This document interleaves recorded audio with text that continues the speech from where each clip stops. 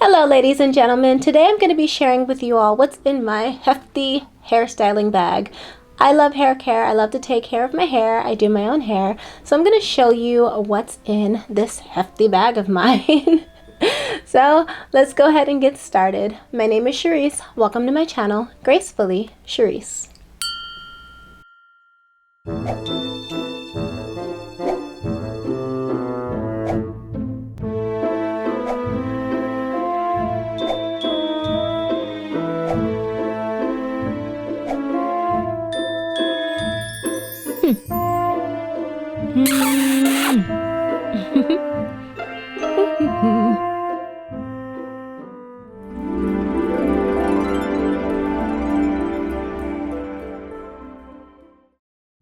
Okay, firstly the bag. I got it from Amazon and it's pink and black, and you see I've been using it.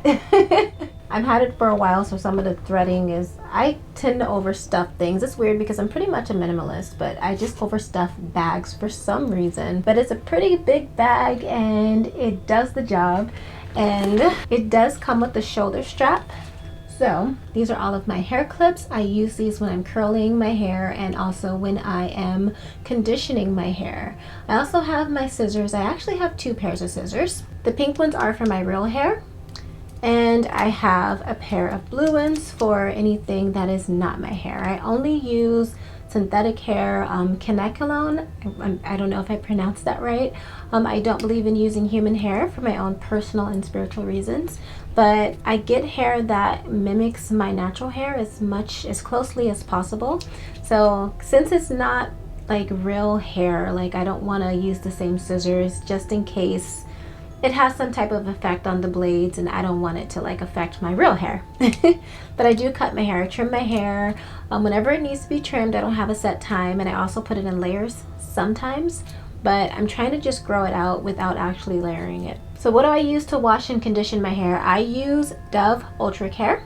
None of this is sponsored, by the way, and I use the conditioner, the matching conditioner for this. One thing I am missing because I ran out are plastic shower caps. I use those to deep condition every time I wash my hair. I put them on, and as I do my first bathing after washing my hair, because whatever is in your hair and on your scalp gets on your body, I go ahead and I let it deep condition. The water is really warm, there's steam in there, and yeah. And after that I rinse out the conditioner with cool water, and then I finish my shower and shower again. And of course I use these so that I can condition my hair in sections. I part it in 4 sections, 2 puffs in the front and 2 puffs in the back. My natural hair is super curly, so yeah, this really does help. Now, speaking of conditioning, I like to use a wide tooth comb to comb the conditioner through my curls because it helps so much. Just doing it with my fingers just doesn't work. Detangling is always best, at least for my hair, with a wide tooth comb. And this is my favorite one. This is from Goody. Before I blow dry my hair, I like to use a heat protectant, and this is from Fantasia. This is the Hair Polisher Heat Protector Straightening Spray. Now, here's the thing. There is a serum, and it is very, very moisturizing. However, what I've learned is using a serum is actually, it's a bit much for my hair. I have thin hair strands, so if I use serum, it weighs my hair down. So using a spray to protect your hair rather than a serum, it allows your hair to flow more. For those of you who are wondering why it's kind of difficult for you to get that nice flowy look after you flat iron, try using a spray. If you're using a serum, it's weighing your hair down most likely. By the way, I'm not a professional here, okay? I went to a hair salon between the ages of 15 and 20, and I just watched and absorbed everything I could, and I prayerfully continued my learning as I grew. So let's get to blow drying. This is a really good blow dryer. Oh, it's from Kiss. And it is the 1875 Pro. It is a tourmaline ceramic blow dryer. It came with 2 different combs, okay? This is like the regular comb that it came with, and then it came with a detangling comb. I actually went in and I got a fingernail file, and I actually smoothed the comb even more because I have sensitive hair, and I don't know, sometimes these combs have a little bit of sharpness to it that I don't like. But This works so well. It has a cool blast button as well. What I like to do after blow drying my hair, after blow drying each section of my hair rather, I like to blast it with a cool blast, or I'll stand right under the air conditioner and I let it like just kind of cool it off. I don't know, I just like the way that works for me, and I just feel more protection that way as well. So I typically just use the regular comb and not the detangling one because my hair is already detangled. Now for styling. Now, I think most of us have this set, and I seen a meme that says, why is it that this one is the one that's like always left? And it is so true. I've gone through a few of these packs, and this one is always the one left over, or one of the last ones left. I rarely use it, but I do. So I like to use rat tail combs for the flat ironing process. I like to part my hair very precisely, so I prefer the metal one here. It just gets a more precise parting when I am flat ironing my hair. And I also just use them just simply to comb my hair. Another thing that I have in my bag, it has hair on this. By the way, I carry this one with me in my purse as well, but this is a paddle brush. I had to get rid of my travel size one. I'm gonna get another travel size one, but I actually carry a paddle brush in my purse as well so that I can brush the clip-ins that I have. And also a baby hair, a baby hair comb slash brush. It has different sides to it. I no longer use edge control or hairsprays on my edges. I think I kind of trained them to kind of just stay, because they didn't really stay like that before. So I guess you can train baby hair, but it's not like as like intense, but I kind of like a more natural hairline. But yeah, I carry this in my purse as well. When I do use hairspray on my edges, it's usually the Tresemme hairspray. It's a little black bottle. I don't have it with me right now though. Now, flat iron. First of all, I love this little number here. This is a heat resistant pad, and it actually is a carrying case so that you can carry your flat iron in it as well. And it protects your countertops and anything else that you might lay your heating tools on. It protects it from burning. And even though I still put like a towel or something underneath, it works really well.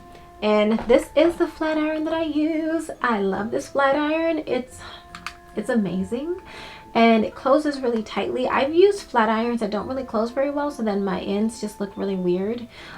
So this is from Andes. This is the Andes ceramic multi-heat. I've had several of these, and I have, you know, here's the thing. If you're not careful with the end of this, there will be a short, and then you will have to like rebuy it. So I just learned to be more careful. It's okay. I'm gonna keep buying them as much as I need to. Please keep making them. These are amazing flat irons. They really do give you pretty much salon quality flat irons. I just love them. And it also closes, so just twist it here. There you go. By the way, I also use a fine tooth comb to flat iron my hair. I use the chase method. That would be putting the comb right beneath the flat iron and flat ironing it. It gives you a more straight flat iron. It goes all the way up to 20. I don't even need to put it all the way up to 20 or, you know, to the max. It just works so well. And here's a tip. If you want your hair to be more full looking, just to look a little bit thicker, let's normalize. First of all, we can normalize having not so full hair. My hair is not super full. I just like the length for the most part. That's why I wear these. I don't really care if it's super like dense, but if you want it to look a bit more full, then don't put the heat up as high and leave a little bit of texture.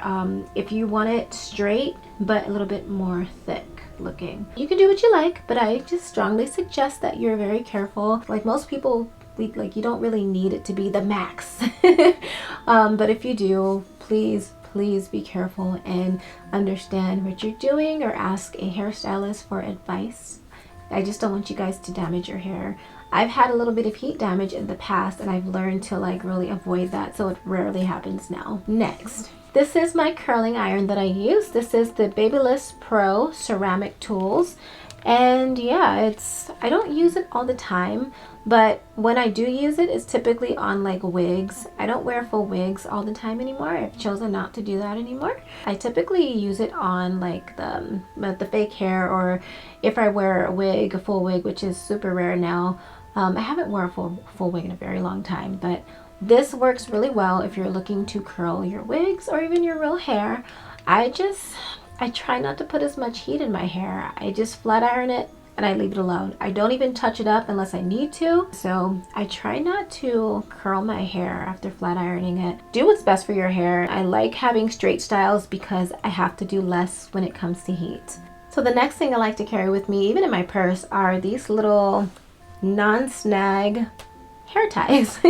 They're really like the rubber. There are a lot of hair bows that say like non-snag, and that's the first thing that they do.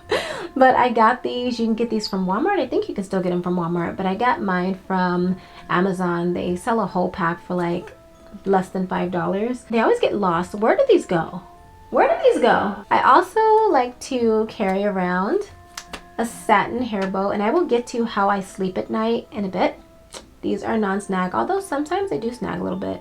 But I notice that's more so when it's like time for me to get a trim. Last but not least, the last thing that I want to share are bobby pins. These come in handy when I'm doing my high buns, or if I need to like put a bobby pin where my bang is, which I don't have today, just have it behind my ear. And I will now show you what I will take with me traveling. This is for sleeping. Okay, first of all, I sleep with these at night. I don't use a bonnet. I'm not comfortable with bonnets. They hurt my edges, they tear my edges. I just don't like them very much. But I do sleep with the high pony or a bun at night, and I sleep on a satin pillowcase. So if I need to travel, I will definitely fold this up and put it in a Ziploc bag along with the bonnet that I do have, and I will tell you what I use it for. And I will take this and I will put it on my pillow. Yeah. Or I'll probably just take my whole pillow because I have one of those cervical pillows that are good for the neck. I tried to sleep with my hair just like going upward, and it worked once, but otherwise my hair just doesn't like it, and it gets all over the place, and it just starts to kind of like break. So yeah, I have to have it secured somehow. And also I have to make sure that the room is cool. Otherwise, if it's not cool and my face and my head is not cool, you know, my hair tries to revert or start to sweat. So that's the key to sleeping without something on your head. So here's my bonnet. Okay. This is a bonnet that I use, and what I do use it for is after I get out of the shower, you know, after my hair is washed, I put this satin bonnet on my head just to kind of hold in the moisture. It helps because if I have a shower cap on, then there's more of a chance that the water will like drip onto my face, and I don't want that because I have sensitive skin. And so this keeps the moisture like in your hair while simultaneously keeping the water from falling.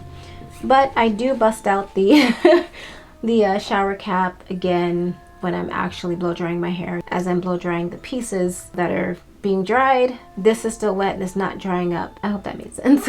Fun fact, if you don't know this, if you use a cotton t-shirt to dry your hair, then it will help to eliminate frizz. Another thing that I have is this head wrap. So I don't even wrap my hair at night because my edges don't like anything touching them. I just can't figure out what it is. Maybe it's the way I'm doing them. I have read that other people have issues with wrapping their hair and wearing bonnets and how it tears their edges out, and my edges have thinned over time from wearing wigs and wig caps and hair wraps, and my edges are back. So I'm careful with them, okay?